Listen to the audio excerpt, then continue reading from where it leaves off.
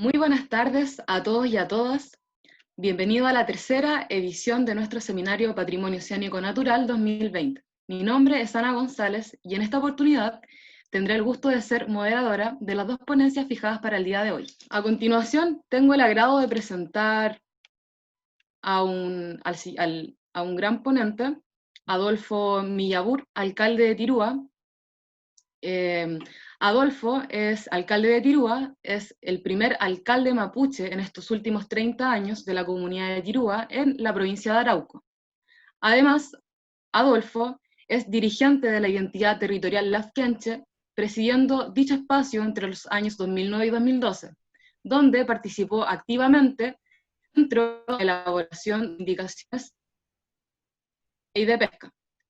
Adolfo también es miembro del AMCAM, Asociación de Municipales con Alcalde Mapuche. Es participante activo de procesos históricos que han marcado la agenda mapuche en Chile, en calidad de contraparte del comité político creado para la elaboración y aprobación de la Ley 20.149, normativa que crea los espacios costeros marinos de pueblos originarios, más conocida como la Ley Lafkenche, entre los años 2004 a 2007.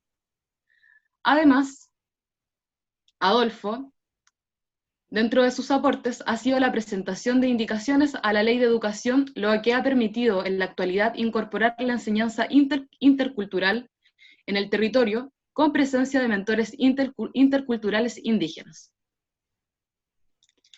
¿Todo bien, Adolfo? ¿Cómo está? Buenas tardes. Hola, Ana. Sí, bien acá. No sé si me escuchan bien. Sí, ¿todo bien? ¿Preparada Esperando para a su terminar. presentación? Y espero que sea una buena experiencia para ustedes y un aporte también para poder transmitirles lo que ha significado trabajar desde un buen rato ya a esta fecha con respecto al borde costero, especialmente con la ley Lafkenche, que es la invitación que ustedes me han hecho a compartir.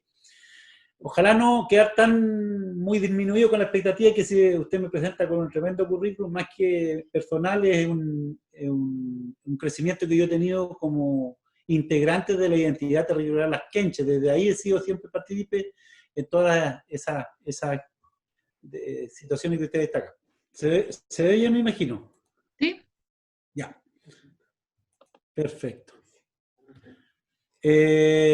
Como me invitaron, traté de organizar algunas ideas para poder compartir con ustedes. Un saludo especial a los que están escuchando y están viendo la presentación. Espero ser lo más gráfico y rápido posible. Poder darle una mirada de la experiencia que hemos tenido nosotros en cuanto a lo que es la relación del pueblo mapuche con respecto a los océanos. Tengo entendido que ustedes se especializan en esa matemática y especialmente la experiencia de la creación de la ley 20.249, más conocida como la ley Lafkenche. Y Lafkenche tiene todo un significado para los mapuches en este caso, que en la presentación espero dejarlo lo mejor graficado posible. Ese es el nombre de mi presentación. Con esos dos esquemas que ustedes ven ahí, uno ya es muy reconocido, el Sudamérica, el Océano Pacífico, el Océano Atlántico, tal vez importante para poder llegar a lo que quiero explicarles, la experiencia de la aplicación de la ley 20.249. Es necesario, creo yo, que ustedes como auditores puedan imaginarse el Walmapu Mapuche. En la parte sur, el círculo que está ahí de amarillo, ese es el Walmapu Mapuche. Entonces, cuando nosotros hablamos de relación de los mapuches con el océano, podríamos hablar de los océanos, en este caso Atlántico y Pacífico. Y luego ustedes, si ustedes revisan ahí, logro hacerme entender con donde manejo ¿cómo se llama esto? El ratón, que se le llama. Ahí hay otro proceso que se dio en esta parte de nuestro continente, que es entre Chile y Argentina. Nosotros, la historia oficial cuenta de que tuvimos 300 años de guerra con los españoles. Y yo creo que es una falacia de los historiadores que han ido escribiendo y instalando un horizonte de relación de los mapuches con el resto de los habitantes de esta parte. Efectivamente hubieron 300 años de guerra y de prolongada paz, porque ninguna civilización soporta 300 años de guerra. Por lo tanto, ya uno comienza a entender de que no fue de guerra solamente, sino que de prolongada paz, y hay más de 30 tratados internacionales entre el pueblo mapuche y la corona española que así lo establecen. Finalmente nosotros estábamos en el Biobío cuando veníamos en la última frontera establecida con la corona española, cuando se generaron la independencia de todos los estados, en este caso de Chile y por el lado de allá de Argentina. En ese mapa, en 1860 recién, el Estado chileno lo que hace es genera un proceso que se llama pacificación de la Araucanía, que para nosotros no fue nada de pacificación, fue invasión. Ese fue el Estado chileno. Y hay otra mentira que también te dice en la historia de que los mapuches fuimos invadidos por los españoles. Ya les dije claro que no, sino que quien invadió el territorio mapuche fue el Estado chileno, desde 1860 en adelante.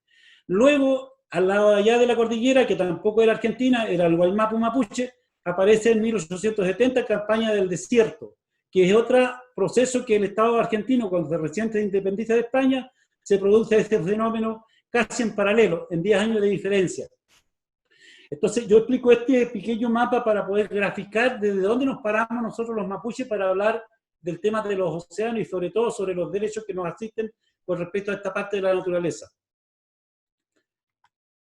Ese es el Gualmapu mapuche, que debo reconocer a Pablo Marimán, que es un historiador destacado de los mapuches, que ha logrado reconstruir ese mapa, que debería ser el Gualmapu mapuche en aquellos tiempos, pero hoy día podríamos entenderlo de esa manera.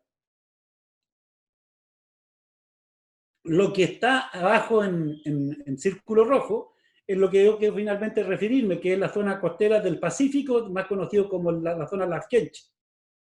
Dicho sea de paso, Lafken, en palabra mapuche, significa mar o un gran cuerpo de agua, porque no solo al mar se le llama Lafkenche, sino también a las lagunas, a los lagos se les llama Lafkenche. Pero en este caso, como estamos hablando del gran cuerpo de agua del Pacífico, yo quiero precisar que, para entendernos en adelante, Lafken mar, che gente. Entonces, ahí vamos incorporando elementos que son importantes de ir asimilando, especialmente la academia, porque son los que de una manera van formando nuestra estructura mental en cuanto al conocimiento. Entonces, finalmente vamos a dedicarlo a hablar un poco de la zona lafkenche, de esta parte de la cordillera de los Andes, que sería lo que hoy día es Chile. Pero para antes de hablar de la ley lafkenche, yo quiero retrotraerlo de 1855. Fue la primera vez que se legisló en el borde costero en materia de derechos o no derechos con respecto en el Código Civil, en 1855. En 1907 hubo la primera ley que tiene que ver con el fomento de la pesquería. En 1960, el 340, que es más conocido todavía, es más reciente todavía, regula bastante lo que es la conducta de nosotros con respecto al mar del Pacífico. Regula de una manera de cómo se dan las concesiones marítimas. Hay una cantidad importante de leyes que en la zona costera del lado de Chile, donde ven el mapa que estamos aquí, a este lado de la pantalla, ahí donde yo muevo el ratoncito, de esta parte estoy hablando, pero en 1989, en dictadura militar, se promulga, a fin de la dictadura militar del 89, se promulga la ley de pesca, la que nos tiene a todos complicados y conflictuados, por lo menos los mapuches y los pescadores artesanales. A poco de entregar el cargo, la dictadura militar promulga esta ley, que es el 23 de diciembre de 1989. Ahí, en amarillo, yo le estoy haciendo notar que hay una organización que ya existe, pero en ese tiempo tenía mucha fuerza y representaba muy bien a las comunidades mapuches de aquel entonces, que envía una carta al entonces José Toribio Merino, advirtiéndole de que esta ley, que la ley 18.892, digo, estaba enajenando, estaba pasando a llevar los derechos de un pueblo que preexistía hasta antes de la constitución del Estado chileno. Entonces, desde ese momento ya hay carta que los pueblos originarios, particularmente la organización ADMAPU, le hace saber el que estaba de turno en el gobierno de Chile en ese tiempo, que es el José Toribio Merino, que era uno de la Junta de Gobierno. Por cierto que la historia demuestra que no tuvo respuesta, no tuvo señales de vida y se promulgó la ley finalmente.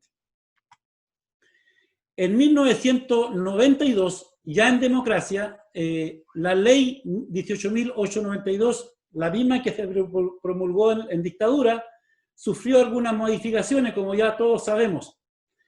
Pero esa ley, aparte de enajenar los derechos de los pueblos originarios, no incluyó los derechos de los pueblos originarios ni los respetó, porque incluyó solamente a los pescadores artesanales, que con justo derechos los tienen, a los industriales, a los recolectores de orilla, a los armadores, pero no reconoce la figura y la participación de los pueblos originarios. Entonces, crea figura jurídica que enajena y que es ajena a los pueblos originarios. Las comunidades mapuches se organizan como comunidades indígenas, no como sindicatos, no como gremios, pero la ley de pesca en aquella ley no toma en cuenta este otro actor que ha estado siempre persistente a las legislaciones que yo lo estoy diciendo. La ley indígena, casi en la misma década, digamos, en 1993, se promulga también, que es la número 19.253. Yo en ese tiempo, a pesar de que era bastante joven, y aún todavía lo soy, fui parte de ella, participé de esa discusión y yo fui testigo básicamente de que los dirigentes que llevaban la batuta en aquel tiempo, que llevaban la delantera en cuanto al planteamiento de los mapuches, plantearon con mucha fuerza que en aquella ley debiera resguardarse, reconocerse el derecho que le asista a los pueblos originarios con respecto al mar. Pero yo aquí, no está en la presentación, quisiera también hacerle algunos énfasis, porque así como la afquien, mucha gente no tiene idea de lo que significa para nuestro idioma, ni tampoco saben mucho lo que significa mapu, porque si yo les pregunto y fuera más interactiva esta conversación, lo más probable es que en muchos de ustedes dirían mapu significa tierra.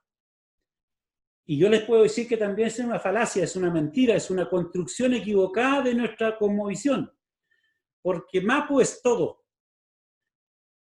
Puyi es tierra, y yo soy che, yo soy mapuche. Entonces, cuando uno logra entender que mapu no es tierra, entonces el paradigma de cómo se para frente a la vida es distinto.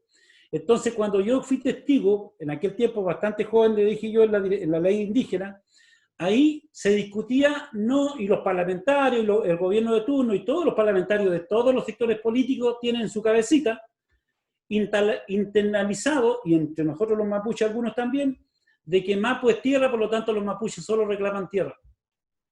Entonces, frente a esa concepción, por cierto que la ley indígena no recogió las demandas de los lasquenches, porque tenían asimilado los legisladores de que nosotros no estamos vinculados al mar, que solamente estamos vinculados a la tierra por un concepto equivocado del mapu. Eso es importante dejarlo presente con respecto a cuando se discutieron estas dos leyes, la ley de pesca en aquel tiempo en 91 y la ley indígena en 93.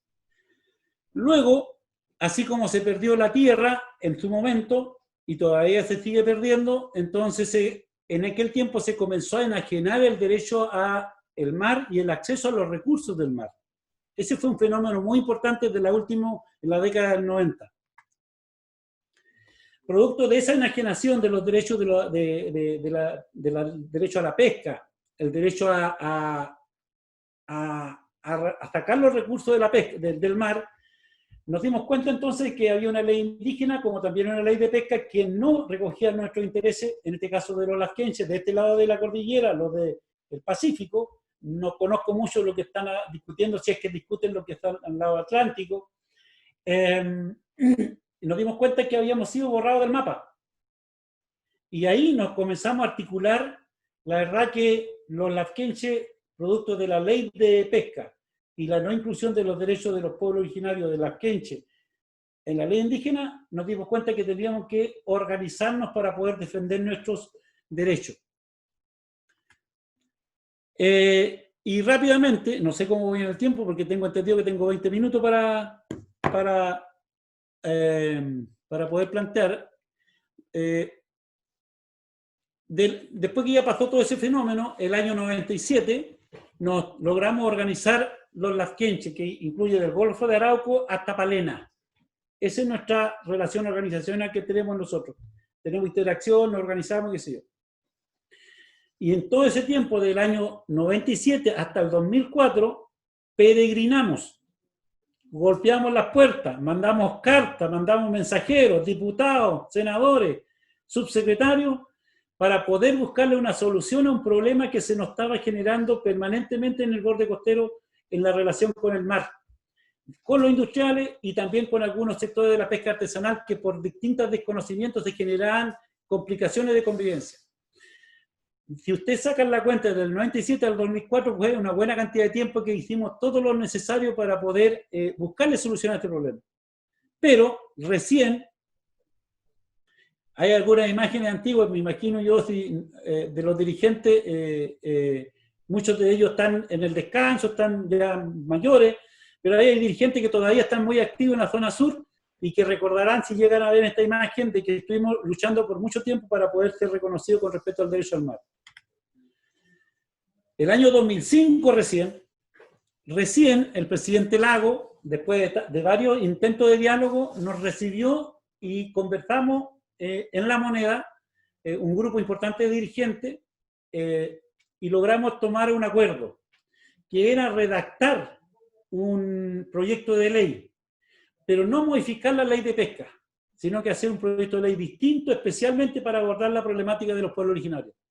Y ahí se confirma, y ahí a lo mejor una de las cosas que ustedes también, por lo que veía del cartel de la experiencia, y ahí se conforma un equipo de técnicos, como ustedes, los que están ahí, de biólogos, antropólogos, abogados, sociólogos, y un grupo de 8 dirigentes, de una manera que las propias comunidades nombraron, en la cual yo estaba presente, uno de los 8 dirigentes que nos tocó encabezar la discusión, la construcción, la elaboración y sobre todo la conceptualización de lo que ahí aparece en la ley Lafkench.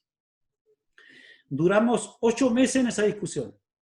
Si ustedes se imaginan, estimados auditores, 8 meses negociando entre comillas, porque es difícil poder conversar con un gobierno que dice tener el conocimiento científico, que dice tener la legislación a su favor, contra un grupo de dirigentes que lo que tiene es solamente la convicción de que están siendo vulnerados sus derechos. Entonces se produjo una discusión bastante, yo creo, muy interesante en esta etapa.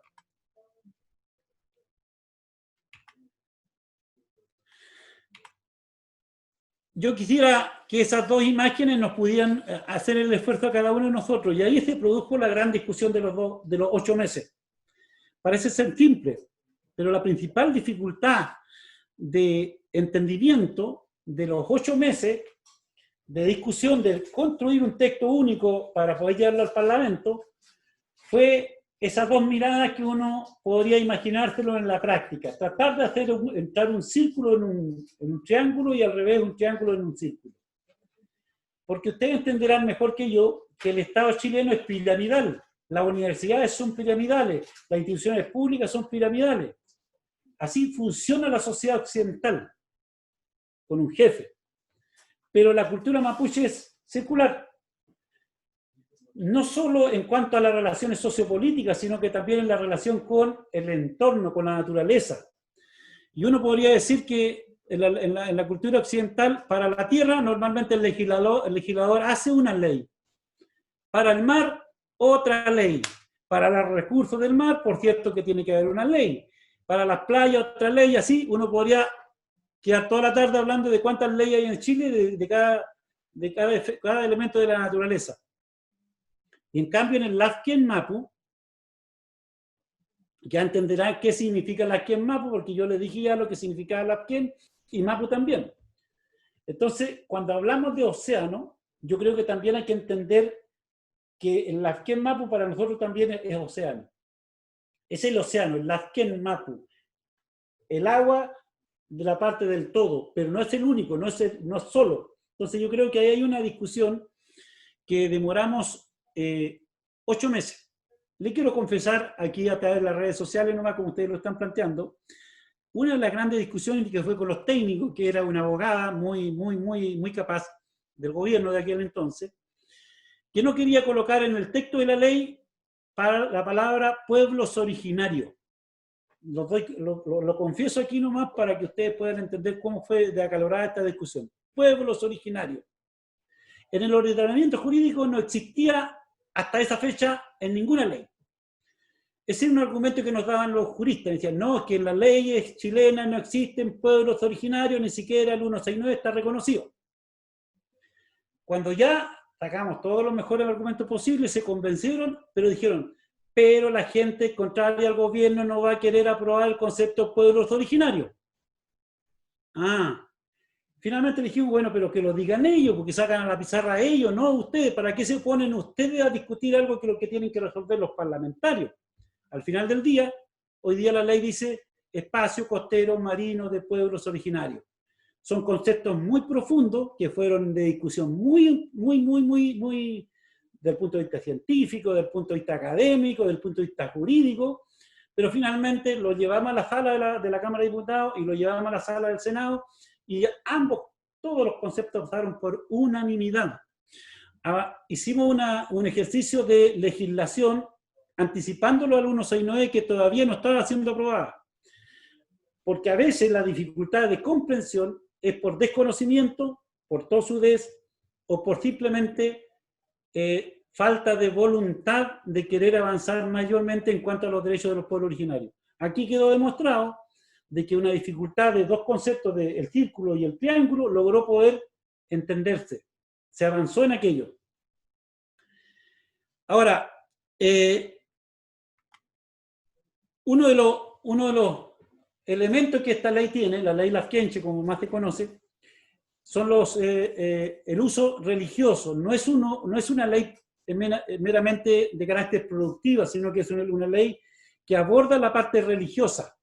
Si ustedes ven, a donde voy a mostrar aquí, en esa parte, no estamos contemplando los mapuches del mar, estamos haciendo un acto religioso. Es un acto que todos los Huiñuy-Tripantu, que ahora ya estamos en plena época, las comunidades que están en el borde costero, hacemos un uso religioso del mar. Por lo tanto, esta ley contempla el aspecto religioso, lugares sagrados que las comunidades tenemos, que no es en cualquier lugar, sino que hay lugares específicos que también contempla esta ley un elemento importante.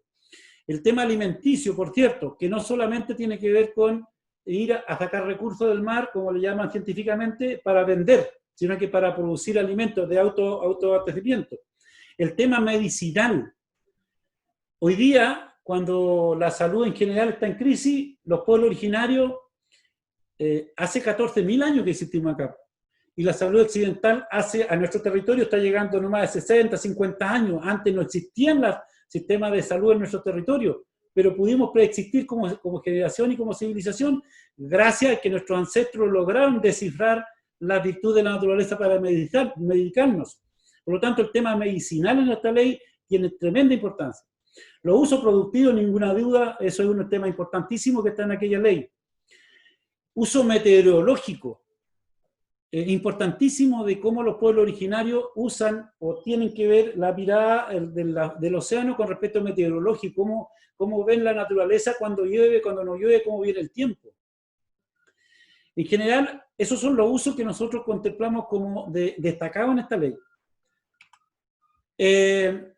Bueno, esos son los elementos que yo quería presentarles que contiene aquella ley. Y después de tanta discusión, recién en el año 2005 logramos que se promulgara aquella ley. Con lo que, como ya tiene un número, así que el contenido no tiene mucho caso de conversarlo. El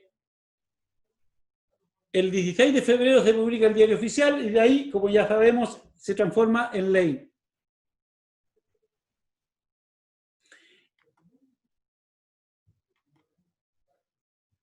Ahora voy a querer explicarle un poco lo que significa los espacios costeros marinos de pueblo originario, que uno de los contenidos de esta legislación.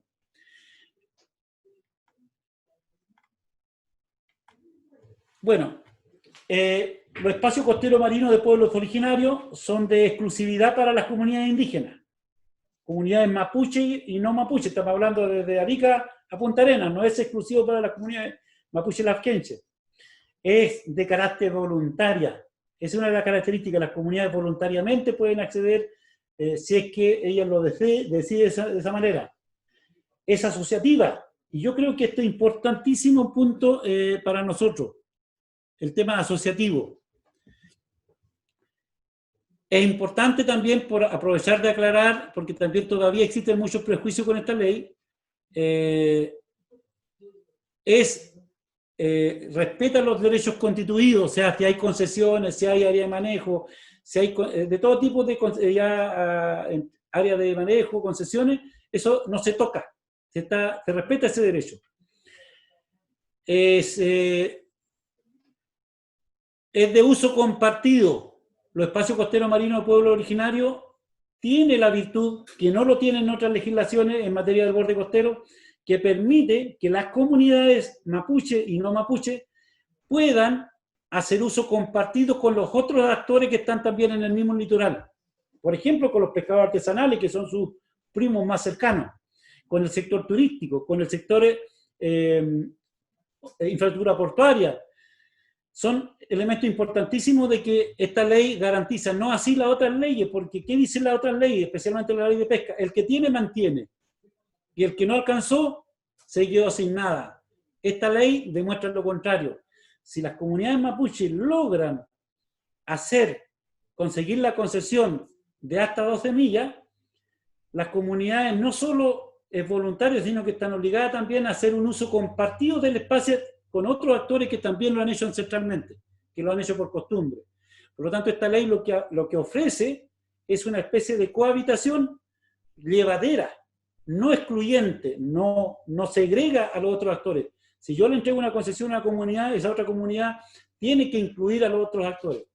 Y otra cosa importante que si lograras de conseguir la concesión es gratuita, no tiene que pagar por el uso de este espacio costero marino originario. Hay un gráfico solamente lo que nosotros conceptualizamos, lo que es los espacios costeros marinos de pueblo originario, que contempla los terrenos de playa, la playa y el mar territorial hasta 12 millas. Es importante tener presente que la ley dice, se regula por el 340, y el 340 reconoce el borde costero 12 millas. Y hace referencia frente a esta ley, hace referencia a ese espacio. Cuando decimos hasta 12 millas, es porque si una comunidad pide 12 millas, tiene que demostrar que ancestralmente, como uso consuetudinario, haya hecho uso de esas 12 millas, tradicionalmente. No es lo que a mí se me antoje.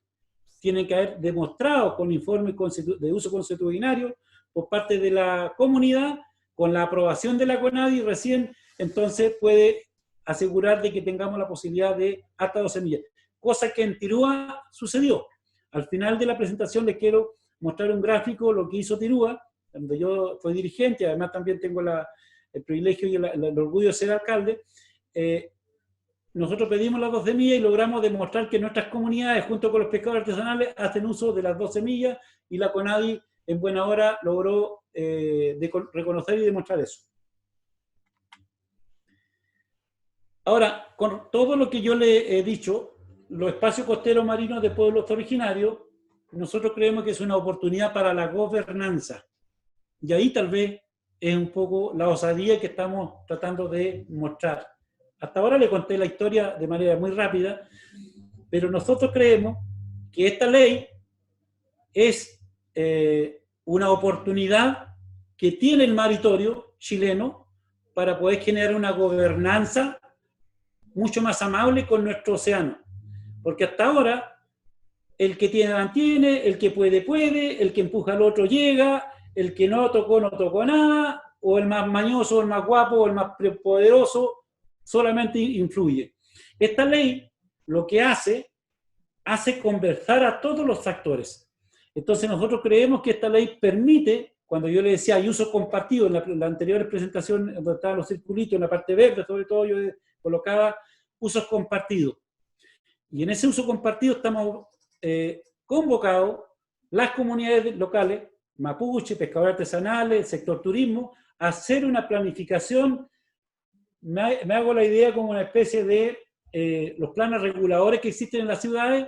Podríamos perfectamente a partir de esta experiencia hacer un plan de gobernanza de cómo nos relacionamos con nuestro litoral. Entonces es importante tenerlo como, por lo menos nosotros creemos que esta ley da esta oportunidad.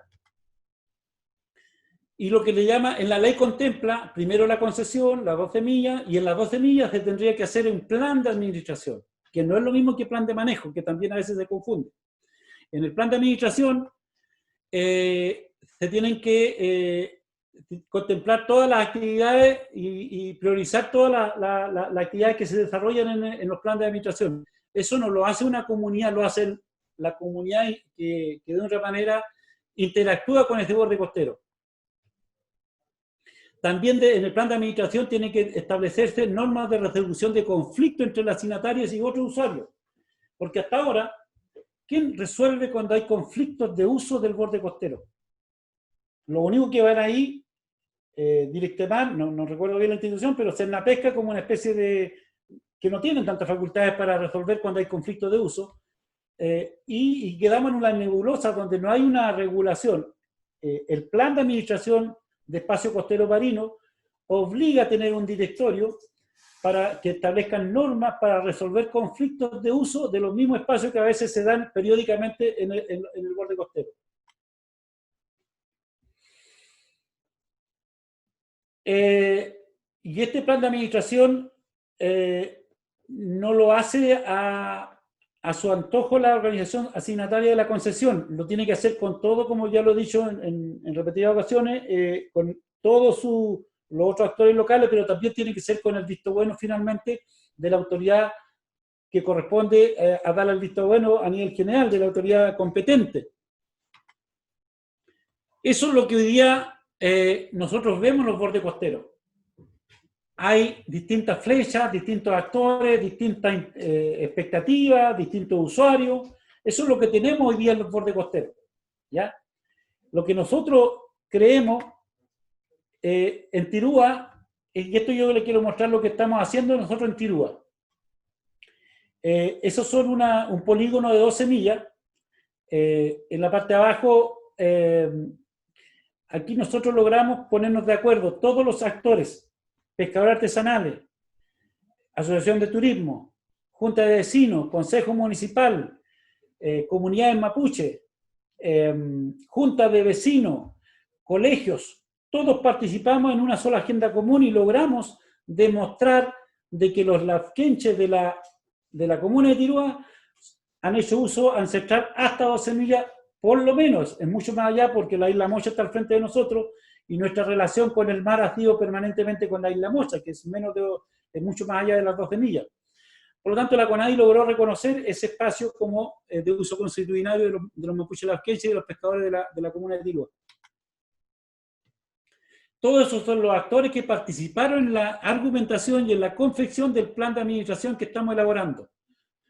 Desde el aspecto turístico, el CODE, el Consejo Municipal, los clubes deportivos, porque entenderá que la playa también lo usan en deporte. Entonces, todo el mundo participó en la argumentación para elaborar un plan de administración que de una manera representa a las comunidades locales. Esta ley, en el artículo 9 del reglamento, establece cómo se tienen que elaborar los planes de administración. Una vez que se termina el plan de administración del espacio costero marino de pueblos originarios, si hay que extraer, si hay que explotar, si hay que, diría yo, manejar algún recurso que está ahí en ese borde costero, se tiene que hacer plan de manejo de la especie, que es otro aspecto, que es otra vertiente de la ley esta.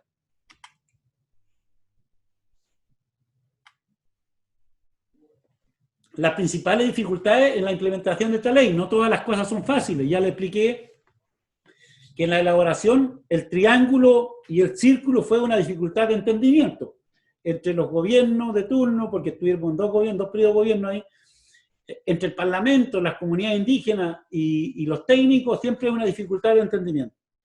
Pero en la implementación, Ana, ha sido muy dificultoso implementarlo, porque hay muchos prejuicios, hay muchas confusiones, hay muchos conceptos equivocados, hay muchos relatos equivocados con respecto a la implementación de esta ley. Y nuevamente en la implementación volvemos al círculo y al triángulo. Ya no con los mismos conceptos que están ahí, pero la dificultad de implementarlo está nuevamente haciéndose presente lo que es el triángulo. No logran entender el concepto del Arquemapu, no logran entender el concepto de Mapuche, que no tiene que ver que somos de la tierra, somos parte del todo. Entonces, ahí esos conceptos empiezan a tener dificultad con los técnicos, con los biólogos, con los especialistas. Y empiezan a aparecer este tipo de titulares. Cuando comenzamos nosotros a implementar la ley, comienzan a aparecer esos, sin ni siquiera preguntarnos a nosotros de qué opinamos, si es que tienen razón o no tenemos razón. Luego, esos tipos de titulares. Ahí está actuando solo el triángulo, solo unilateralmente, jamás nunca le han preguntado al círculo.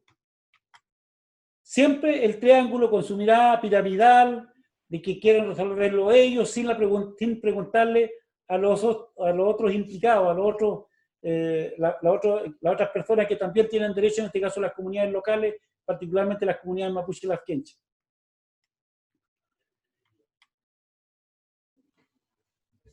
La principal dificultad en la implementación de esta ley es el desconocimiento de esta ley.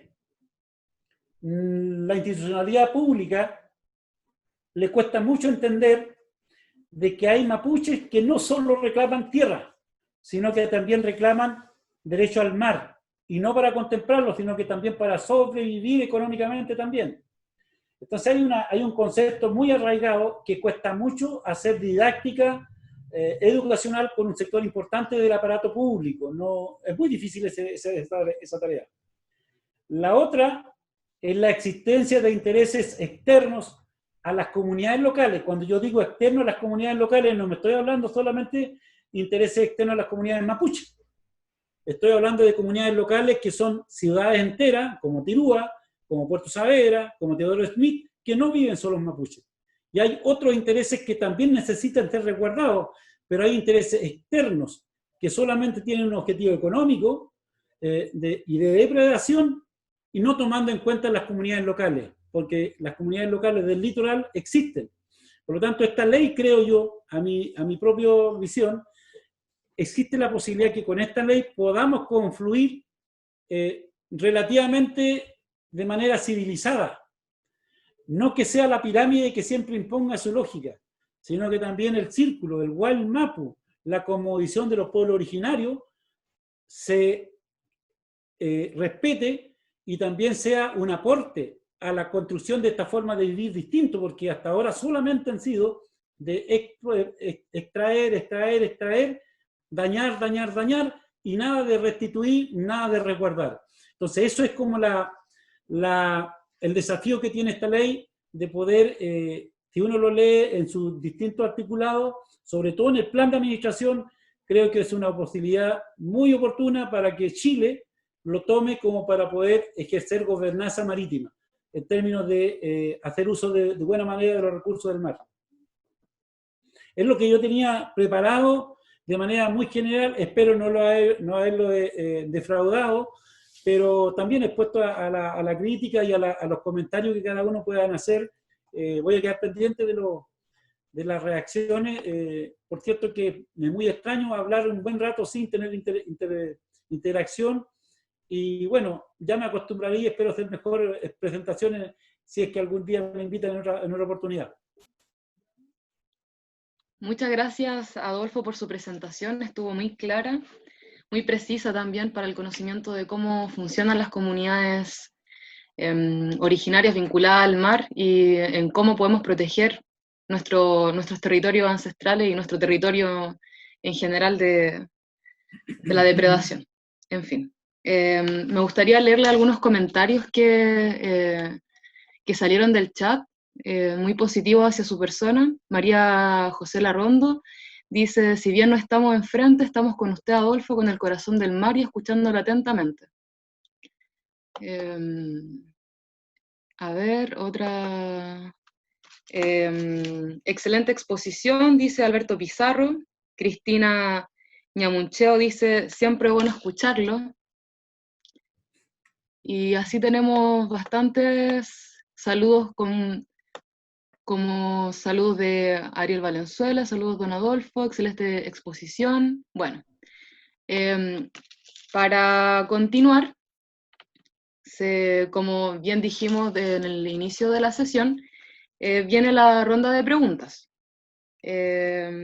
Acá tenemos una. Don Diego Cornejo pregunta, ¿cuál sería el cambio de legislación como pueblos originarios que se plantea si se logra cambiar la constitución de nuestro país con respecto a la aprobación del plebiscito? ¿Tengo que contestarlo? ¿Sí? Sí. Bueno, muchas gracias. ¿Se la leo de nuevo? Sí, por favor. Ya.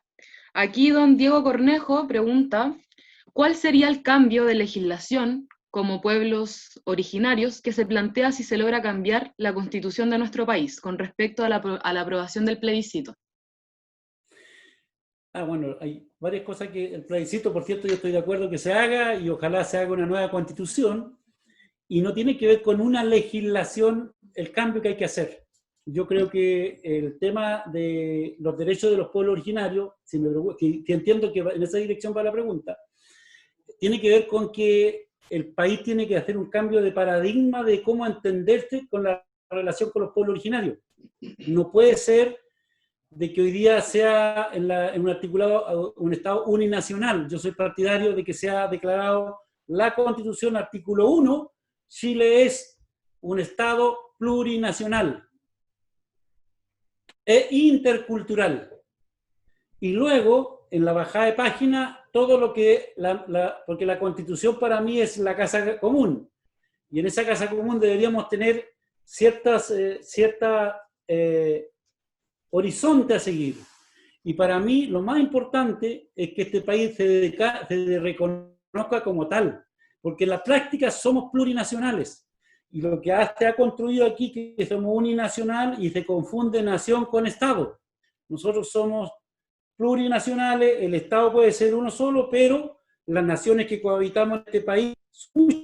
Y en ese concepto, si no reconocemos en la nueva Constitución lo que somos, es prácticamente, nuevamente seguimos que hemos escondiendo y no haciendo a los pueblos originarios. Por lo tanto, para mí, la principal legislación es la Constitución, pero sobre todo que se declare un Estado plurinacional, pero no con la palabra solo plurinacional, tiene que ser intercultural.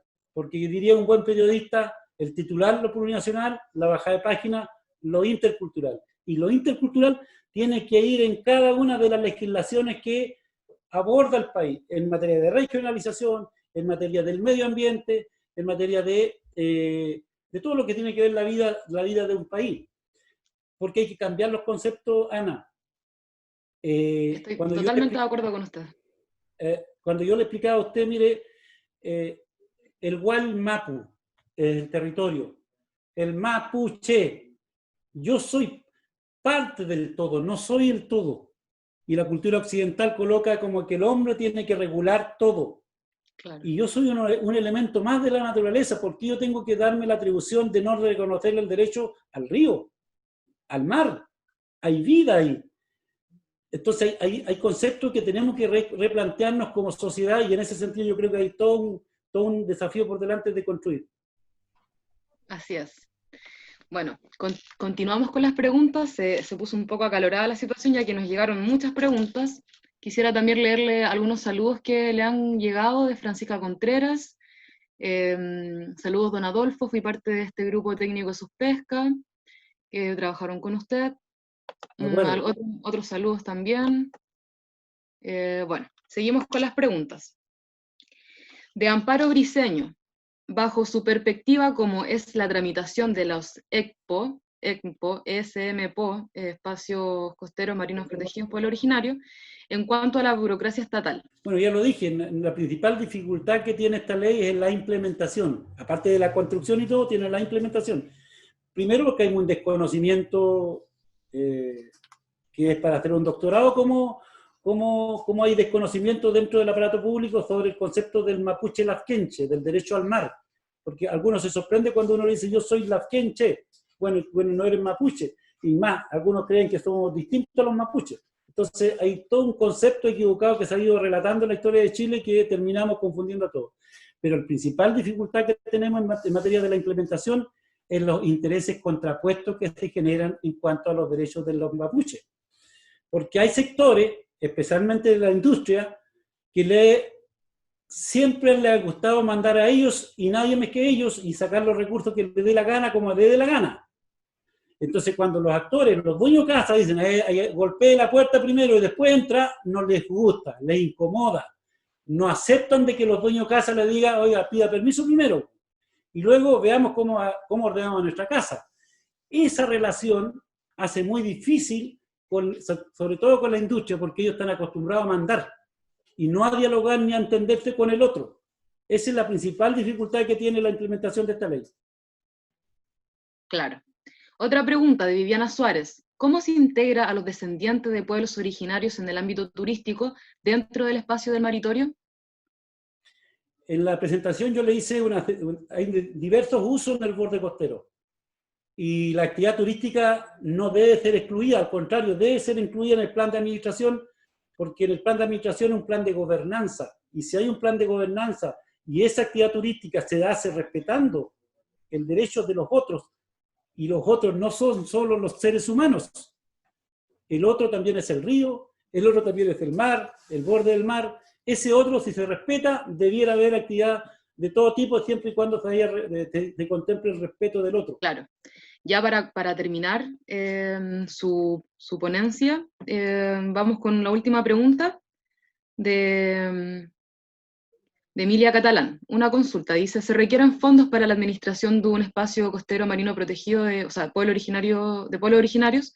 ¿Cuáles son las principales dificultades en ese sentido y cómo han pensado subsanarlas? Siempre se requieren recursos para hacer todo tipo de gestión, pero si hay fuerza y voluntad y claridad a nivel local, no son tanto los fondos que se necesitan, porque lo que se necesita es cohesión social, claridad de cómo queremos hacer uso del borde costero, y sobre todo, lo que más se necesita recursos para hacer los estudios cuando se tenga que explotar algún recurso marino, porque ahí hay que hacer un plan de manejo, que es una cosa distinta, porque ahí hay que hacer estudios más científicos de lo que es la vida de la vida marina, y ahí se necesitan más recursos, que hasta ahora el Estado no ha dado señales de que tenga disponible para las comunidades locales. Bueno, don Adolfo, nos quedaron un montón de preguntas sin responder, la gente está muy curiosa hoy día, y vamos a dejar estas preguntas sobre la mesa para que ustedes luego las respondan y se les pueda enviar a todos los participantes vía mail para su conocimiento.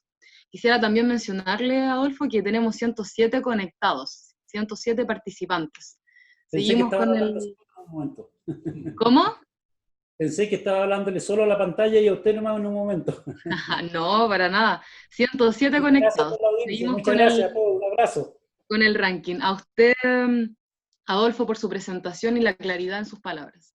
Un fuerte abrazo y nos vemos pronto. Hola, gracias Ernesto por la oportunidad que me das de presentarles el diplomado Planificación, Gestión y Gobernanza de las Ciudades Puerto, donde también hablamos de patrimonio de las ciudades portuarias, pero también el patrimonio oceánico. Hace falta construir visiones de futuro que incorporen los diferentes intereses, convicciones, creencias de los diferentes actores de las ciudades y de los puertos. Bueno, espero que nos puedan acompañar en esta segunda edición. Yo creo que va a ser muy, muy interesante, no solamente por los contenidos, pero también por la abertura a otras experiencias, otros casos de estudios en el país, pero también en América Latina. Bueno, quisiera presentarle a Yader, él es del pueblo indígena Miskitu, con formación profesional en biología marina y maestría en desarrollo sostenible. Yader cuenta con 20 años de experiencia en la región mesoamericana, en la gestión territorial y desarrollo de pueblos indígenas a través de procesos formativos, investigación y gestión de proyectos en biodiversidad, manejo de recursos naturales y áreas protegidas, trabajando con enfoques de ecosistemas, género y desarrollo intercultural. El énfasis de ese desarrollo comunitario impulsado se basa en el manejo del paisaje y las relaciones bioculturales que establecen las sociedades indígenas con su entorno natural y son claves en mantener la base de la identidad y las prácticas de conservación de la biodiversidad y los recursos naturales. Bueno, Yader, un agrado presentarlo. ¿Está listo para su exposición? Sí, con gusto.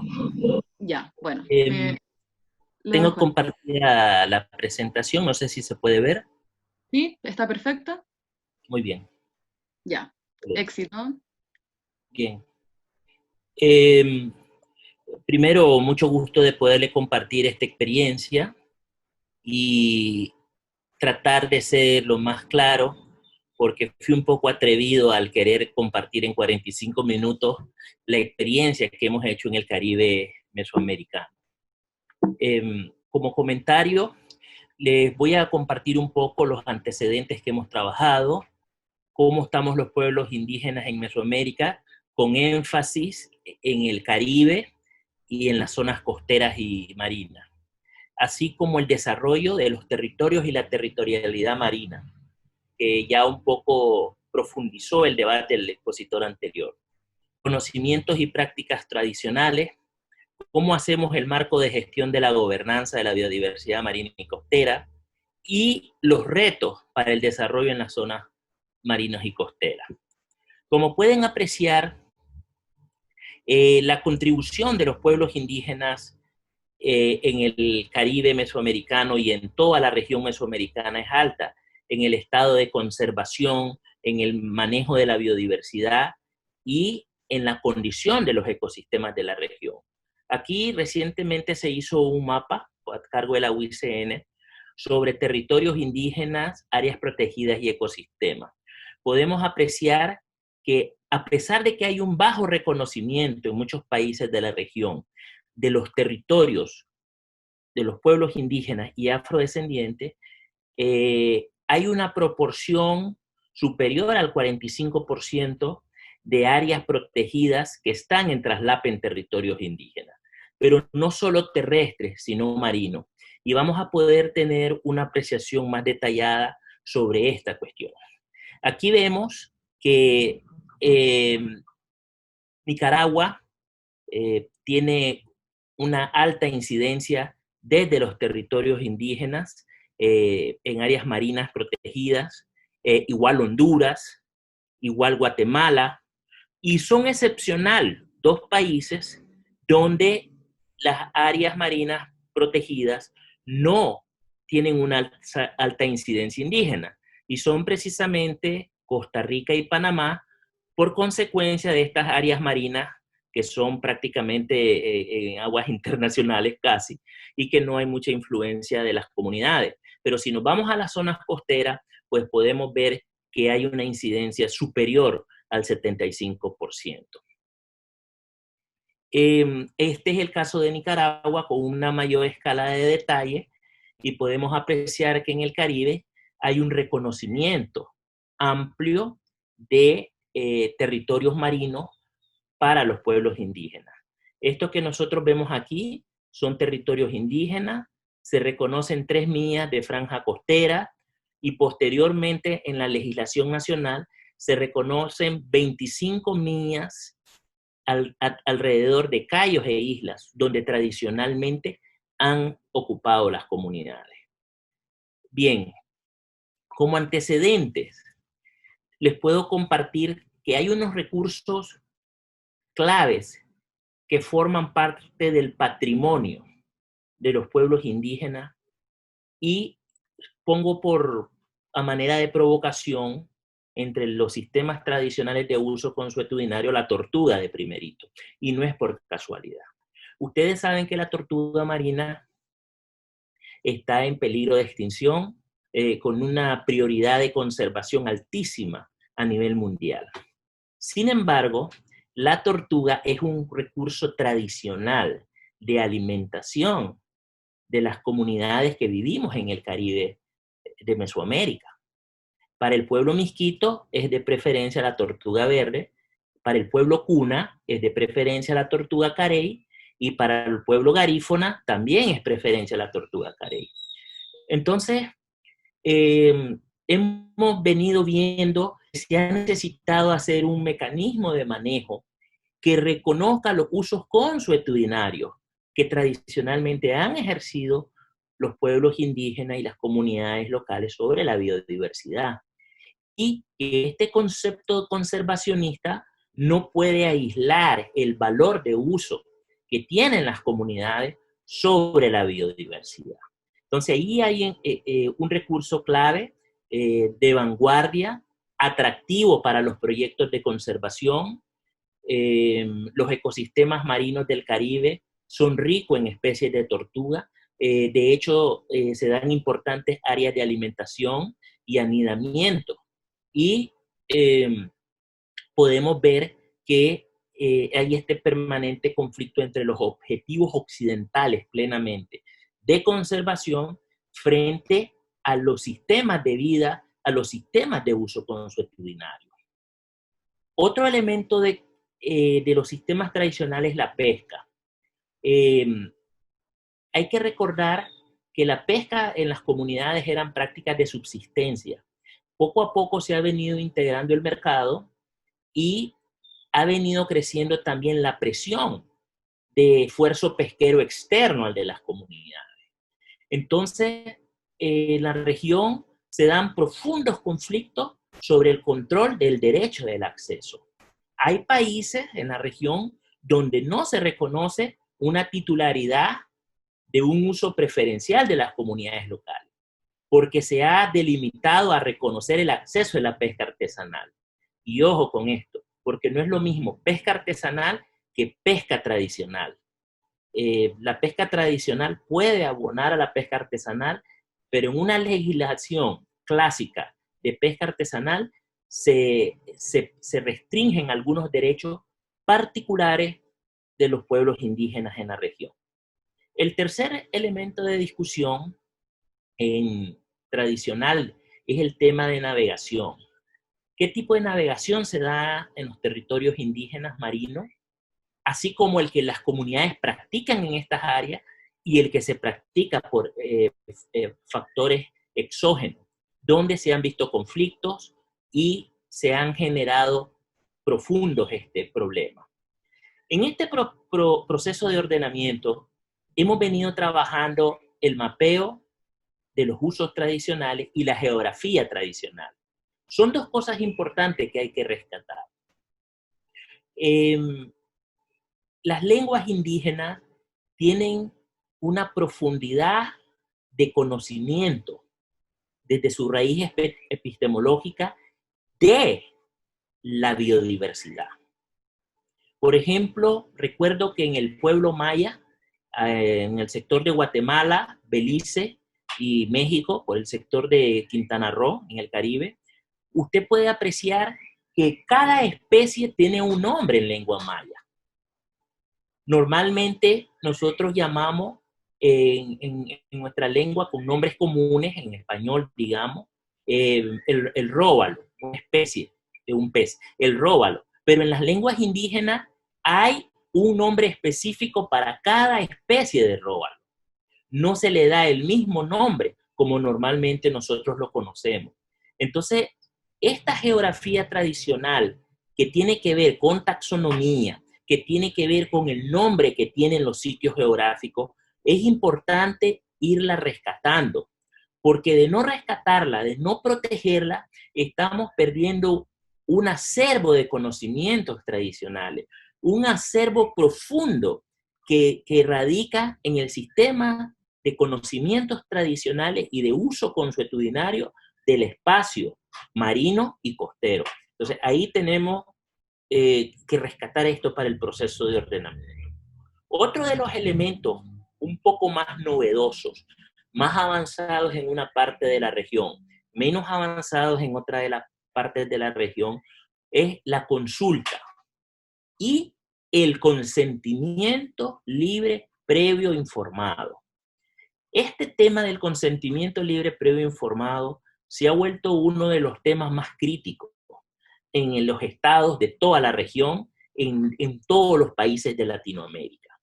Reconocer ese consentimiento que sea libre y previo informado para el acceso a los territorios indígenas. Sabemos que en el territorio marino y costero hay presiones que más adelante vamos a ver y que requieren de un avance en este tema de consentimiento libre previo informado.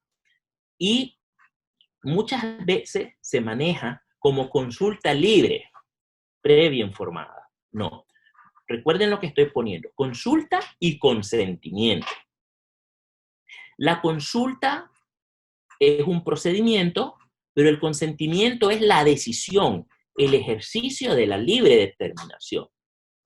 Y es la apuesta hacia donde vamos los pueblos indígenas.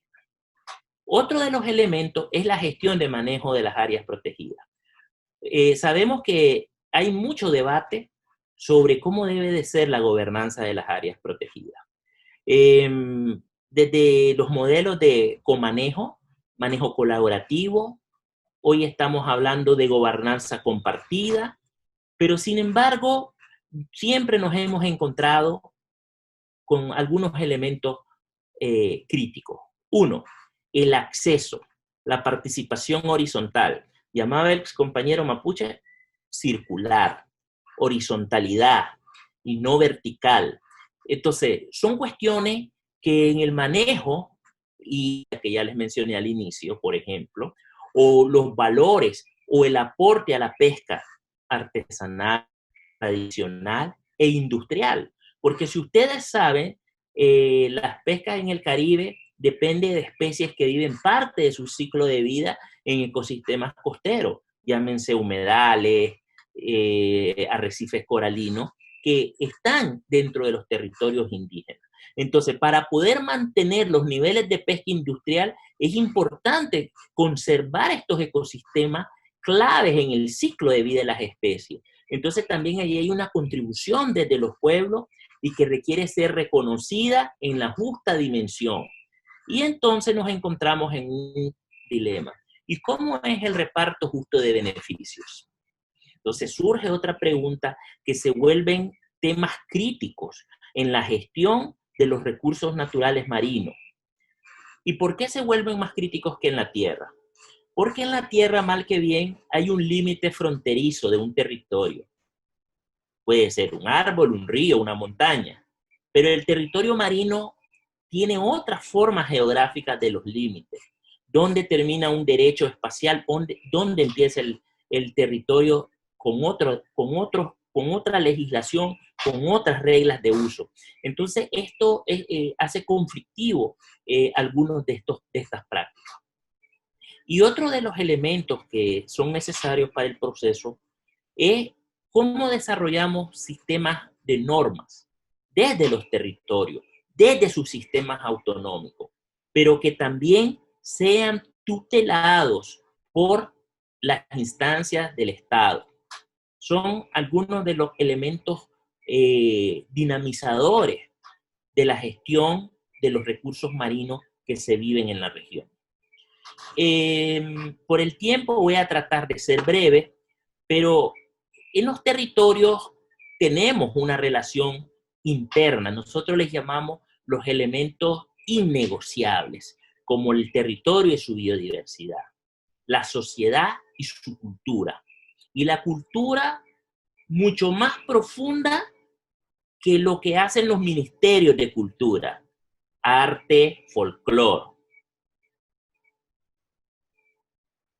Nosotros queremos un abordaje de la cultura desde la dimensión de la organización, desde nuestras instituciones, desde nuestros sistemas políticos, desde nuestro sistema y formas de asociarnos para producir, reproducir, para manejar, para distribuir.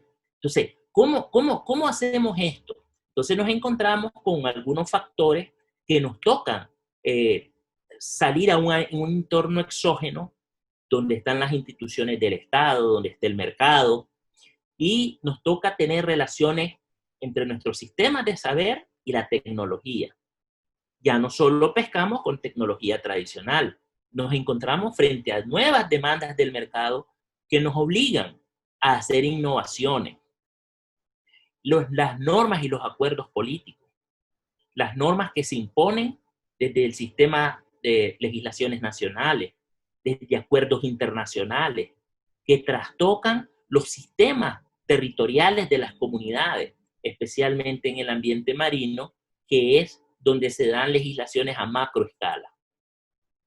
Entonces, nosotros queremos reconocer que tenemos que trabajar una visión holística. Y nosotros siempre en esta experiencia de trabajo nos encontramos con el modelo del occidentalismo basado en el cartesianismo frente al modelo de analizar y tomar decisiones desde los pueblos indígenas. Por ejemplo, el modelo occidental se basa en lo simplista. Una decisión sobre lo simple. Administro una pesca, administro el salmón, como si el salmón viviera en una isla, solito, no necesita de mar, no necesita de aire, y queremos hacer análisis de pesquería de una especie. Ya se ha ido quedando en la historia, pero muchas malas decisiones de administración pesquera se dieron por aislar al manejo de una especie y no ver el paisaje, el ecosistema, las interrelaciones a otras escalas de ecosistema. Y esto nos ha llevado a la necesidad de ver que en los pueblos indígenas hay una visión de lo complejo, donde hay un consenso a partir de la interacción de diferentes especies, de los diferentes tipos de uso, a la escala tradicional que hacemos. Después, en el modelo occidental hay especialización. Yo me especializo en la política costera. Hay otro que se especializa en el monitoreo. Entonces, los líderes, los sabios de las comunidades, tienen un abordaje más sistémico. Mientras los sistemas occidentales para manejar los recursos marinos crean estándares y nos volvemos expertos en estándares, en indicadores, las comunidades tienen sistemas particulares. A veces entre una comunidad y otra que comparten un territorio, tienen un sistema de visión particular, no estandarizado. Entonces, son cosas que parecieran sencillas, pero a la hora de hacer el manejo, nos llevan a largos periodos de conflicto, de falta de entendimiento y que debemos ir profundizando. Y en este particular, es importante reconocer que también en el sistema nos basamos mucho en el occidentalismo en lo tangible. Lo veo, lo mido, lo cuento. Nosotros tenemos mucho de una visión cosmogónica basada en nuestra espiritualidad, nuestro sistema de filosofía, que debemos de ir profundizando. Y otro de los elementos es que para llegar a hacer el manejo, para llegar a desarrollar acuerdos, tenemos que trabajar algo que se ha ido perdiendo en los procesos de gobernanza, legitimidad. Muchas veces encontramos que los procesos se creen resueltos porque cumplen una ley, pero no necesariamente cumplen una legitimidad. Entonces, ese elemento en territorios indígenas, en la protección del patrimonio, desde un empoderamiento de sostenibilidad de las comunidades, es clave desarrollarlo. Por esa razón, nosotros vemos que en el territorio marino y costero, los territorios y todo este sistema obedece a prácticas espirituales, nuestros sistemas de organizaciones e instituciones de gobernanza, nuestros sistemas de producción y el control del territorio. El mar, las costas, sus ecosistemas, son claves en la recreación filosófica. Son importantes en la soberanía y la seguridad alimentaria. Hay muchas especies y variedades costeras y marinas que son usadas en la medicina tradicional. Se trabaja en los sistemas de educación y la formación para la vida. Por ejemplo, mis abuelos tienen un sistema de pesca de tortuga que es intergeneracional, porque en una embarcación que se sale en 15 días al mar para pescar, no solo van personas mayores o solo personas jóvenes, sino que van personas desde mayores, normalmente es uno, que se le llama el capitán, que es el que conoce el territorio, conoce la navegación con estrellas, y los más jóvenes van aprendiendo hasta que llegan a ese rango con el paso del tiempo. Entonces, eso es la formación para la vida. Navegar con los botes de vela en el mar, a, qué sé yo, 60, 80 millas más afuera, nos lleva a una relación distinta que cuando lo hacemos con motores de gasolina, que vamos a toda velocidad, usamos 200, 300 caballos de fuerza, no tenemos el tiempo para comunicarnos con el mar. Entonces, estas cuestiones las tenemos que ir viendo y le tenemos que ir integrando en la reconstrucción del territorio, la reconstrucción de los sistemas de gobernanza y la reconstrucción de la forma y uso del territorio marino como patrimonio. Ahora, en la región hay unas dinámicas territoriales en la zona marina que son críticas. Por ejemplo, el establecimiento de áreas protegidas. Aunque ahora hay bastantes procesos de consulta, normalmente se establecieron muchas áreas protegidas sin consenso, sin consulta adecuada, sin libre determinación. Está poniéndose de moda el famoso carbono azul. Y entonces estos territorios tropicales con arrecifes coralinos, mucha formación de pasto marino, son sujetos a entrar a esta dinámica de carbono azul, donde no hay demasiada información al acceso. El tema petrolero no ha ganado la batalla el desarrollo petrolero en el Caribe centroamericano. Algo pasó, pero las comunidades siempre mantuvieron la resistencia. En Honduras no se reconoce legalmente la zona marina como patrimonio de las comunidades, pero sí se reconoce que tienen un uso tradicional. Entonces, a partir de ese uso tradicional, se pudo frenar y obligar a un proceso de consentimiento libre previo informal. La pesca. La pesca es un tema crítico.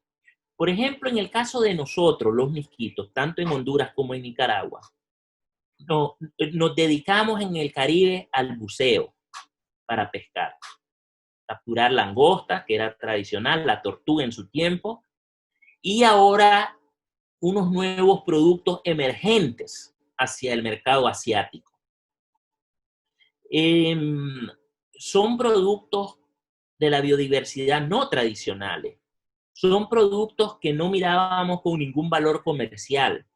Entonces nosotros nos encontramos hoy con un conflicto serio que es el famoso pepino de mar, por ejemplo. El pepino de mar es un holotúrido, como un gusanito en el fondo del mar, como una lombriz, ¿verdad? Pequeñita.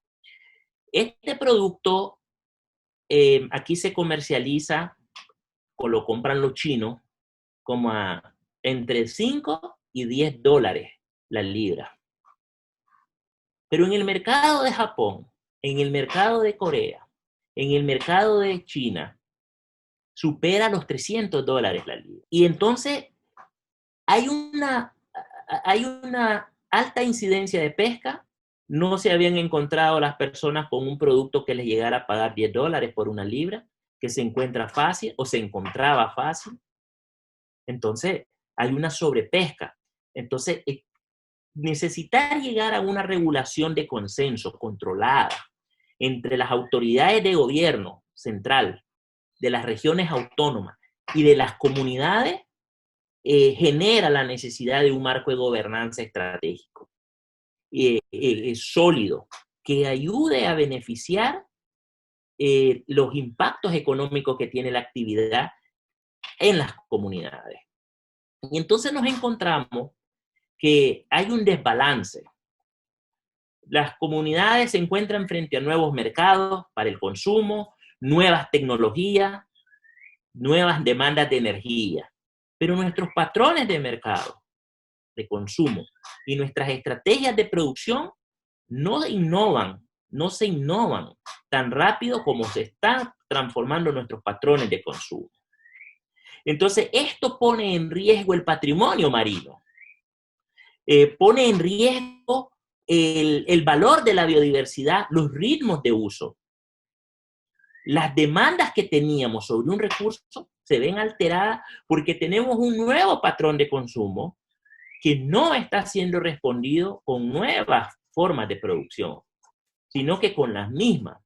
Y la energía no se crea ni se destruye, solo se transforma. Entonces, ¿qué es más fácil? Sacarla de una sobreexplotación de los recursos. Entonces, tenemos que seguir trabajando en la ingeniería económica de los territorios comprender esta relación de producir y consumir. Por esa razón, nosotros hemos venido recomendando trabajar el fortalecimiento del marco institucional. En el fortalecimiento del marco institucional, somos muy románticos a decir nuestras instituciones tradicionales. Ojo, tradicionales han venido respondiendo problemas tradicionales, pero hoy nos encontramos frente a nuevos problemas. ¿Cómo hacemos consentimiento libre, previo informado, cuando se presenta un proyecto para desarrollar un complejo turístico? Y se habla que el complejo turístico va a costar $50 millones. Cuando las comunidades han estado sentadas discutiendo sobre el impacto ambiental de un proyecto de $50 millones. Entonces ya no solo lo tradicional resuelve el problema, necesitamos hacer innovaciones para comprender las nuevas dinámicas que vienen haciendo presión sobre las zonas costeras y marinas. Cuando se dieron las concesiones de exploración petrolera, llevábamos como 8 meses discutiendo y no podíamos saber cuánto es, imaginarnos cuánto es 100,000 barriles de petróleo diario.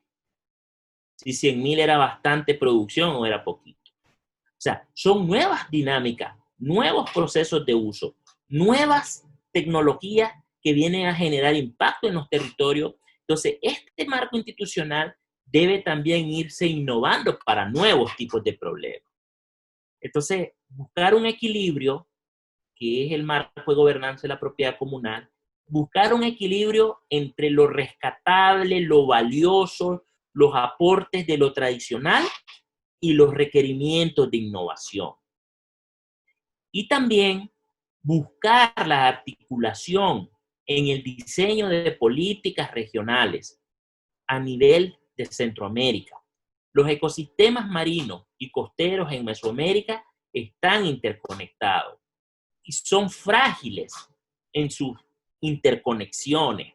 Entonces, no basta con un manejo aislado, con una sola decisión de un país. Se necesita trabajar en una articulación regional para poder mejorar la gestión, incluyendo las propias territorialidades de los pueblos indígenas. Por ejemplo, el Golfo de Honduras, parte de Nicaragua Norte en el Caribe y Guatemala tienen mucha similitud, mucha alianza histórica de varios siglos de hacer acciones de manejo conjunto. Pero estas formas no son reconocidas desde los sistemas republicanos. Entonces, hay que rescatar ese capital en el desarrollo de alianzas regionales para hacer un manejo integrado, una administración sostenible, con la integración de varios pueblos hacia una mirada intercultural. Entonces, hemos visto que los procesos deben garantizar la libre determinación. Le llamábamos el proceso del consentimiento libre previo informado. Debemos articular la gobernanza multiniveles. No articular la gobernanza a diversos niveles de actores debilita profundamente los procesos con solidez. Siempre hay actores con más poder dentro de ese verticalismo clásico republicano que inciden cuando no hay una gobernabilidad multinivel. Y una cuestión importante también que hay que seguir trabajando es la participación y la retroalimentación. Normalmente los procesos de manejo que hemos venido haciendo en la región son cortoplacistas, dependen de un proyecto. Y nosotros hemos observado que la sostenibilidad puede consolidarse cuando hay un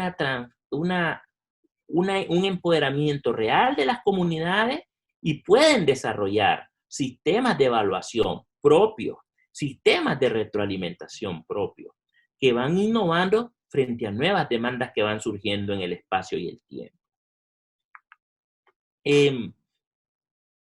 Nosotros también creemos que es importante trabajar el ordenamiento territorial y el desarrollo económico. muchas veces los procesos de conservación tienen objetivos sumamente ambiciosos. Nosotros sabemos que los territorios bastante protegidos por los pueblos indígenas tienen un nivel de conservación alto. ¿Cómo le llaman? Escala, integridad y valores de biodiversidad son altos. Entonces los quisieran conservar sin ningún tipo de uso. Les quieren poner las medidas de conservación más fuertes. A veces dejando de un lado los usos que hacen las comunidades y que no han representado un riesgo al deterioro de esa biodiversidad porque la han usado y la han mantenido. Entonces, hay que integrar las formas de uso. No solo hay que pensar que los proyectos llegan a capacitar a las comunidades, cómo nos capacitamos en las comunidades también.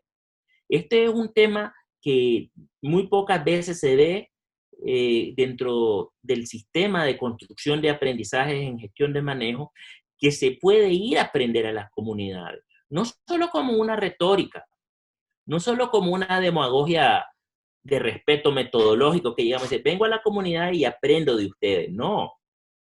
Formalizar procesos formativos que van de las comunidades a otras instancias, a otros tipos de técnicos, actores para el uso y manejo de estos territorios.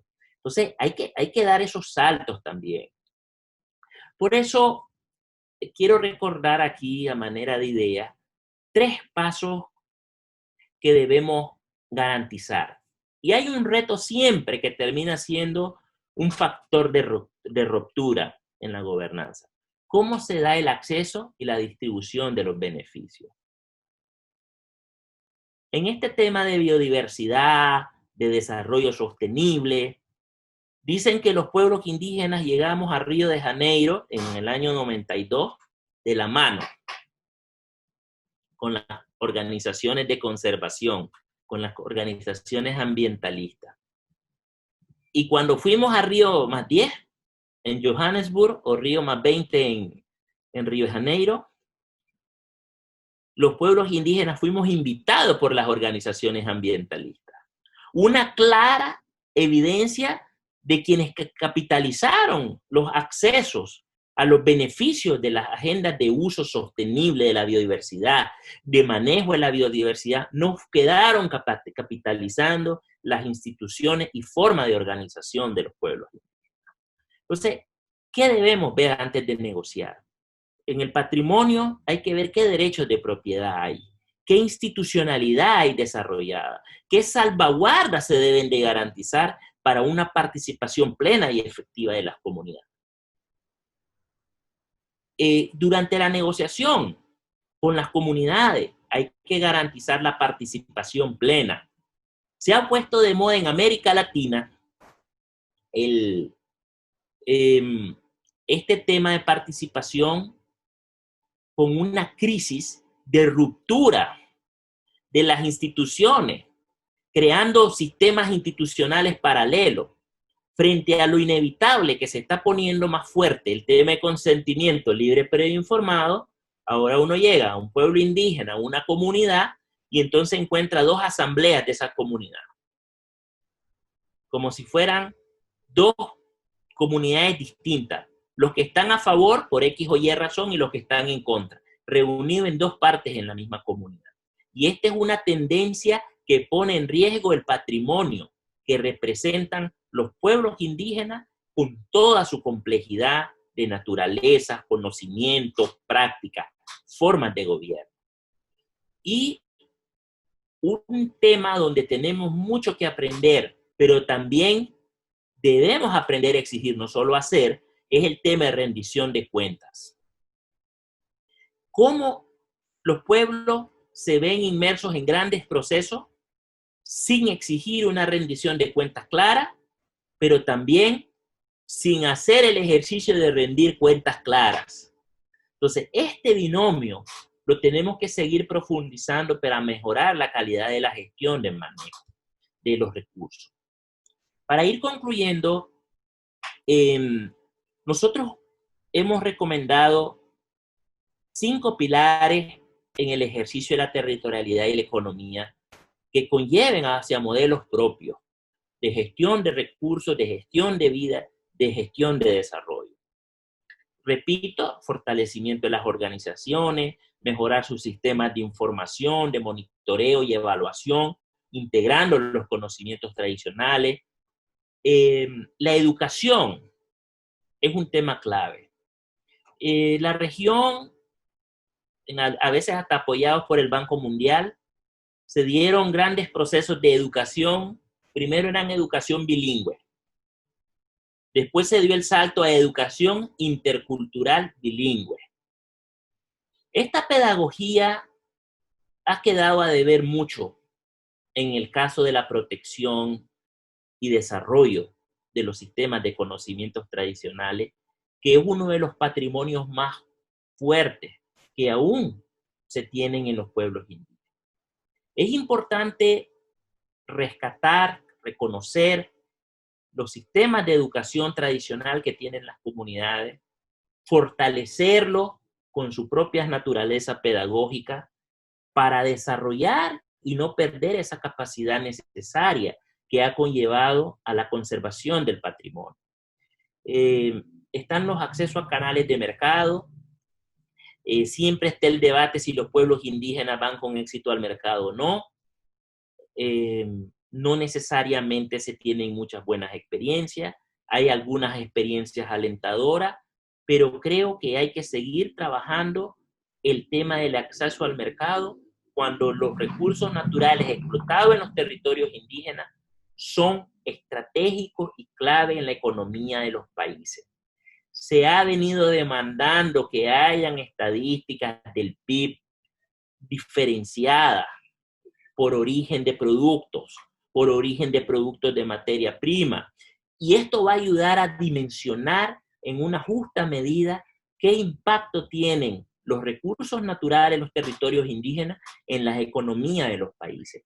Podrían reposicionar a los pueblos indígenas en un diálogo diferente con los grupos de poder económico. Y en las zonas marinas, al menos en Centroamérica y en el Caribe, tienen un rol muy fuerte. Para ir cerrando, no sé cuánto tiempo tengo. Estaríamos en el tiempo, hasta las 7:10 sería un buen momento, o si no, un poquito más, pero creo que ya estamos muy justos. Sí, ok. Nosotros hemos venido trabajando algunos ejes de gestión y algo así como territorialidad, fortalecer los mecanismos legales. En pesca hay severos conflictos. Normalmente la legislación sobre los derechos que tienen las comunidades a la pesca, a las zonas costeras, quedan en una ley de pueblos indígenas. Normalmente la legislación en materia de pesca reconoce solo la pesca artesanal. Entonces dan licencias de pesca artesanal y en el caso de Honduras y Nicaragua, por ejemplo, las comunidades tienen la opción de no aceptar el acceso a sus áreas que están formalmente tituladas en el área marina. Por ejemplo, aquí donde yo vivo hay un territorio que tiene reconocido en la zona costera, en tierra firme, 280,000 hectáreas. Pero en la zona marina tiene reconocido un territorio de 11,400,000 hectáreas. Entonces, trabajar la forma de manejo de este territorio marino es un avance. Hay avance lento, pero se está dando sobre el reconocimiento de los territorios marinos de los pueblos indígenas. Los cunas en Panamá tienen un sistema de autonomía fuerte, sólido, con mucho control del acceso a sus territorios y el ejercicio de su territorialidad, pero no tienen legalmente reconocido extensiones marinas grandes. Entonces los conflictos que se dan por la pesca industrial no entran en traslape porque no tienen una legalidad reconocida en estos territorios. Fortalecer las instituciones, trabajar como un pilar de la gestión de recursos naturales y costeros, la soberanía y la seguridad alimentaria, y no perder de vista los sistemas de conocimientos tradicionales como una base de protección y resguardo del patrimonio marino. Solo para ir cerrando algunas cosas que tenemos en áreas protegidas aquí en Nicaragua son, por ejemplo, los modelos verticales frente a las propuestas comunitarias de autonomía. Siempre está ese debate, el primer expositor amplió bastante sobre lo que ustedes viven en Chile. ¿Quién controla el acceso? Normalmente el acceso a los recursos naturales, la historia republicana de América Latina las tenía el gobierno, el Estado central. ¿Cómo se van dando esas descentralizaciones? ¿Cómo realmente se reconoce autonomía, pero se descentraliza el poder que tradicionalmente se han manejado? ¿Cómo se definen los objetivos de conservación? ¿Cómo se trabaja el enfoque de desarrollo sostenible? ¿Cuáles son los modelos económicos que deben impulsarse en el área? Son preguntas que vamos encontrando en el camino y que nos deben ayudar a redireccionar el proceso de articulación. ¿Cómo se fortalecen las instituciones comunitarias? Y en el caso de Nicaragua particular, ¿cómo deben de mejorarse las capacidades de las instancias de gobierno? Porque muchas veces creemos que todo está volcado a mejorar capacidades en las comunidades. Como repito, tiene que haber una reingeniería de las instituciones del Estado para poder trabajar en la gobernanza compartida con las comunidades. Entonces, son algunos de los retos que hemos venido enfrentando en la región y que esperamos que podamos ir mejorando y contribuyendo a la sostenibilidad marina en Centroamérica y Mesoamérica. Muchas gracias. Muchas gracias, Yader, por compartir la experiencia de su comunidad. Para nosotros es un gusto saber sobre este tema y poder proyectarlo también hacia nuestro escenario nacional, como también en relación a los conflictos que tenemos en relación al espacio marítimo y también a todas las formas de vida que lo habitan. Bueno, para continuar, tenemos también preguntas que surgieron en el chat de Lucrecia Brito. ¿No cree que el manejo del mercado no se interesa en el respeto de lo tradicional? Sí, el mercado tiene reglas claras. Una relación costo-beneficio simplista. ¿Cuántos pesos pongo y cuántos pesos recupero? Sencillo. Esa es la relación cartesiana.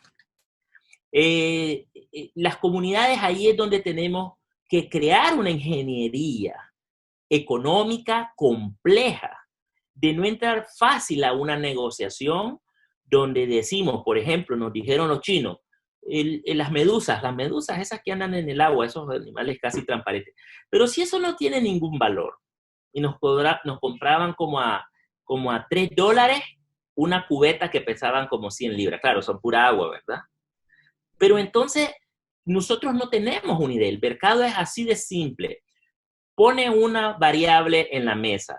Por tus recursos tengo esta cantidad de pesos. Pero somos ahí nosotros donde tenemos que fortalecer las instituciones de gobernanza para hacer más complejos los procesos de negociación. Y si los procesos de consentimiento libre previo informado los llegamos a consolidar, vamos a entrar con unas nuevas condiciones a las negociaciones que van a trascender más allá que solo del valor monetario, que van a integrar las externalidades sociales, ecológicas y todo que implican las relaciones con el mercado. Muchas gracias por su respuesta. Salieron varias preguntas de Natalia Guerrero. ¿Cree que está bien hablar de sostenibilidad en vez de sustentabilidad de las comunidades y los usos de la biodiversidad asociada a las especies hidrobiológicas? La sustentabilidad es uno de los enfoques que se ha dado del criterio de desarrollo sostenible. Un debate que hay entre si usamos sostenible y sustentable. Por hoy no voy a entrar en ese debate, pero sí es necesario considerar que la conservación, el uso sostenible, el uso responsable de las especies ayudan a sostener la cultura, la identidad y las formas de que las comunidades mantienen su relación con su entorno. Una pérdida de una especie trastoca la alimentación, trastoca otras especies del ecosistema que son importantes, no solo en la alimentación, quizás en la espiritualidad, o quizás en la medicina tradicional, o en el desarrollo de una herramienta artística, o en un recurso que es clave para un vínculo espiritual. Entonces, todos estos elementos son clave para la sostenibilidad cultural también que tienen las comunidades en beneficio de la continuidad de las comunidades como pueblos. Juan Pablo Lazo pregunta, en cuanto a los sistemas económicos, ¿qué casos de autogobierno exitoso que no sean financiados por los estados existen? Bueno, los territorios venían desarrollando sus propios sistemas institucionales de gobierno sin la ayuda del Estado, en el sentido con financiamiento directo del Estado. Por ejemplo, los territorios indígenas en el Caribe de Honduras y Centroamérica habían desarrollado, sin que necesariamente hubiera una ley, pero por uso consuetudinario, un arancel para que pudieran entrar ciertas embarcaciones a pescar en cierta temporada del año, porque el stock pesquero era tan alto y las embarcaciones de las comunidades no eran suficientes para el aprovechamiento. También fueron desarrollando todas estas instituciones tradicionales formas de control y administración sin ningún tipo de financiamiento externo. Desafortunadamente,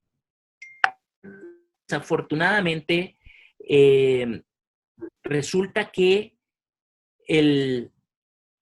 a partir como del año 2011 o 12, el gobierno creó un fondo que le llama Fondo de Fortalecimiento de los Gobiernos Territoriales y Comunales.